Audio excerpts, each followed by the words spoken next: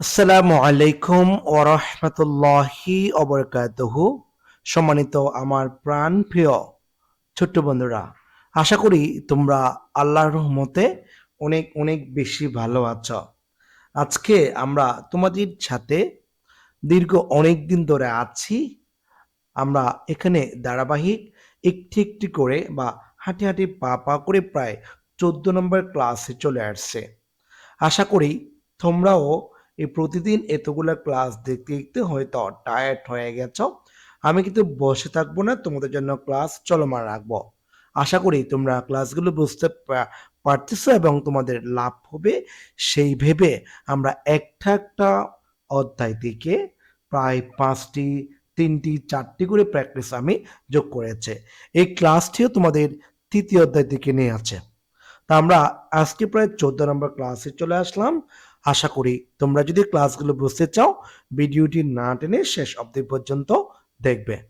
এখানে আজকে ক্লাস আমরা 10টি বাক্য আলোচনা করব। প্রথম যে বাক্যটা আছে, বাক্যটা হচ্ছে প্রথমত লিখে আছে রায়ান, একজন ব্যক্তির নাম।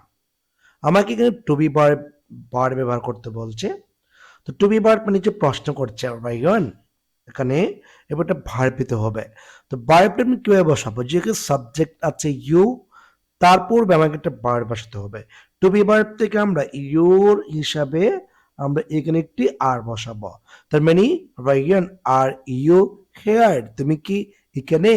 এটা প্রশ্ন করে। আচ্ছা, তো সেই ক্ষেত্রে আমরা পরবর্তী যে সাবজেক্ট আছে এটার উপর ভিত্তি করে আমরা কি করতে পারবো, যে টু বি ভার্বের ব্যবহারটা আমরা এখানে বসালাম।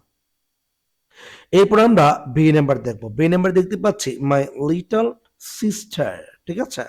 মাই লিটল সিস্টার, এই প্রকারে লেখা আছে টু বি ভার্ব। এখানে ভার্বের সাথে কি যোগ আছে? আইএনজি আছে।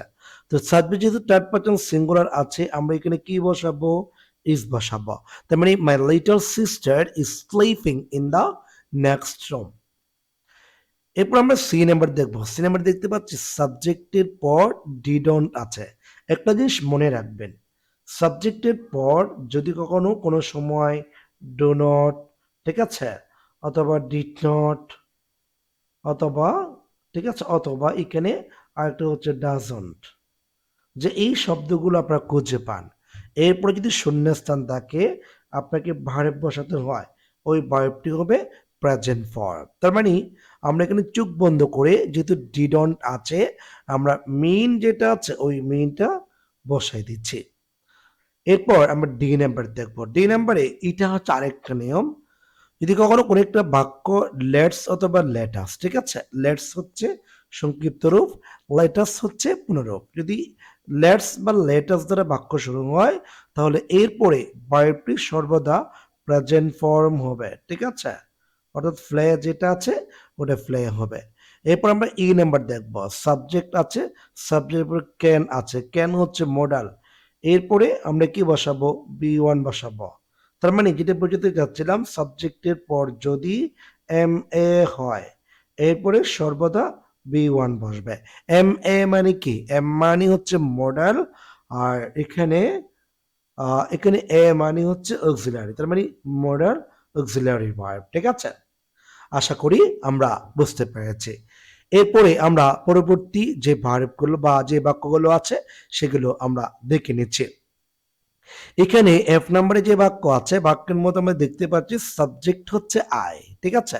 তো আই এর পরে সর্বদা আমরা বি ওয়ান ব্যবহার করি, তার মানে আই সি, আমি দেখি, ঠিক আছে?